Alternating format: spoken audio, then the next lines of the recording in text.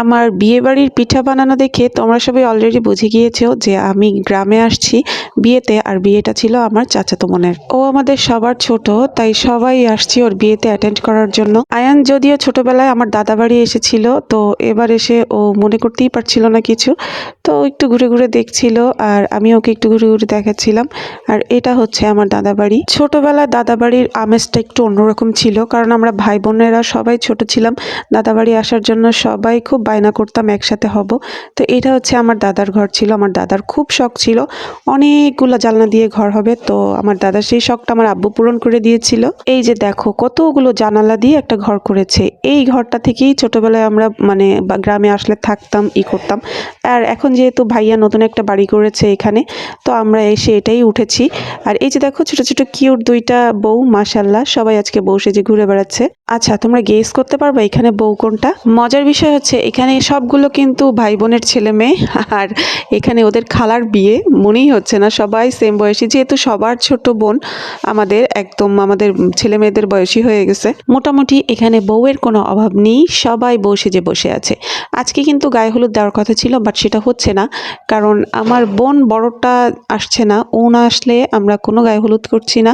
বড় বোন দুলাভাই আসবে শুক্রবার সকালবেলা, তো ওই দিনই আমরা গায়ে হলুদের প্রোগ্রামটা করব। আর গ্রামের দিকে গায়ে হলুদ ওভাবে দেওয়া হয় না, জাস্ট বিয়ের আগে সকালবেলা একটু হলুদ দিয়ে সবাই মিলে গোসল করাই, ওইটাই। তো সেটাই আমরা করব। যাই হোক, তোমরা গেস করতে থাকো বউ কোনটা, আর আমি দেখতে একটু খেয়ে আসি, যেহেতু সকালবেলায় খেয়ে আসিনি। খুব ভোরে উঠে 8:30টার সময় বাসে বাড়ির উদ্দেশ্যে রওনা দিয়েছিলাম, তাই খেয়ে আসতে পারিনি। কাকিদের বলে রেখেছিলাম আমাদের জন্য নাস্তা রেডি রাখতে, তো 10:30টার দিকে আমরা পৌঁছাইছি। তো আমি খেয়ে নিলাম, আয়ানকে আমার মা খাওয়াই দিল। আর এই যে দেখো এখানে এই গাছগুলো প্রতি বছরই থাকে, আমার ভাইয়েরা লাগায়। তো আব্বুকে দেখলাম খাওয়া দাওয়া শেষ করে বাজারের উদ্দেশ্যে যাচ্ছে, যেহেতু বিয়ে শাদী কেনাকাটা আছে। তো এই যে আমাদের সবার ছোট বোন, ওরই বিয়ে। ও খুবই লাজুক প্রকৃতির, ক্যামেরার সামনে আসতে যাচ্ছিল না, তো আমি বেশি একটা আনিনি। আর এই পিঠার কথা তো তোমাদের আগের দিনই একটা ব্লগে বলেছি, আমাদের অঞ্চলে এই পিঠাটা ছাড়া বিয়েই হয় না। এখানে এক হাঁড়ি পিঠা রেখেছে জামাই বাড়ি পাঠানোর জন্য। আমার ছোটবেলা থেকে বিয়ে বাড়ি বাঁধলে এই পিঠাটা খেতে খুব ভাল লাগে, যেহেতু বিয়ে ছাড়া এই পিঠাটা বানায় না। পিঠাটা বানাইতে নাকি অনেক কষ্ট হয়। তো আমার এই পিঠাটা খেতে খুব ভাল লাগে। আমি আমার কাকিকে বললাম, কাকি আমি একটু পিঠা খাবো। তো কাকি আমাকে পুরো এক প্লেট ভর্তি পিঠা দিয়েছে।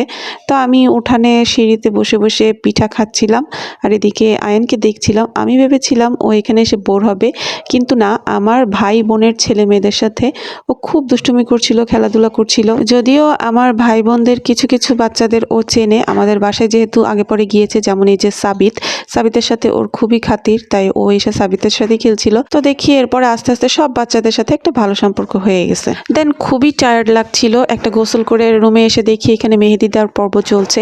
যেহেতু বিয়ে বাড়ি মেহেদি তো দিতেই হবে, তো ওদের মেহেদি দেখা দেখে আমি একটা ঘুম দিয়েছিলাম। ঘুম থেকে উঠে একটু উঠোনে হাঁটাহাঁটি করছিলাম, এর মধ্যে দেখি বাজার চলে আসছে। মানে বিয়েতে যে শুকনো খাবারগুলো থাকে সেই বাজার, কাঁচা বাজারগুলো রাত্রে করবে আর সকালে করবে, ওগুলো আগে করলে নষ্ট হয়ে যেতে পারে। তো এখানে আমার ভাই আর আমার চাচা এটার তদারকি করছিলেন। আর এই যে এর মধ্যে দুপুরের খাবারও দিয়ে দিয়েছে কাকি। দুপুরের খাবার খেয়ে নিচ্ছিলাম। এখানে ডিম বোনা ছিল, মাছ ভাজি ছিল।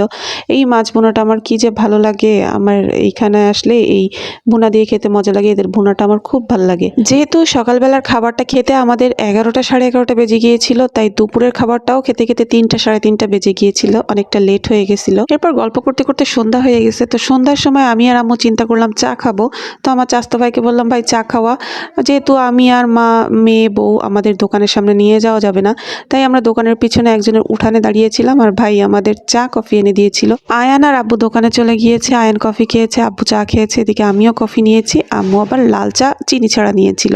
দোকানে কিছুক্ষণ দাঁড়িয়ে চাটা খেয়ে বাড়ি আসলাম। আর বাড়ি এসে দেখি এখানে হান্ডি পাতিল নিয়ে ডেকোরেটরের লোকও চলে এসেছে। আর এদিকে আমার ছেলেটা তো দুষ্টুমিতে ব্যস্ত। গ্রামের দিকে প্রচুর শীত পড়েছে, আজ 2 দিন নাকি শীত পড়ছে অনেক। তো আয়ানকে পুরো প্যাকেট করে দিয়েছি, কিন্তু আয়ান যে দৌড়ঝাঁপ করছে, এ তো কিছুক্ষণ পর ঘামাই গিয়েছিল, আমার আবার সোয়েটারটা খুলে দিতে হয়েছে। যাই হোক, এখানে ক্যাটারারের লোকজন তাদের কাজ করছিলেন, আমার চাচা সেগুলো তদারকি করছিলেন।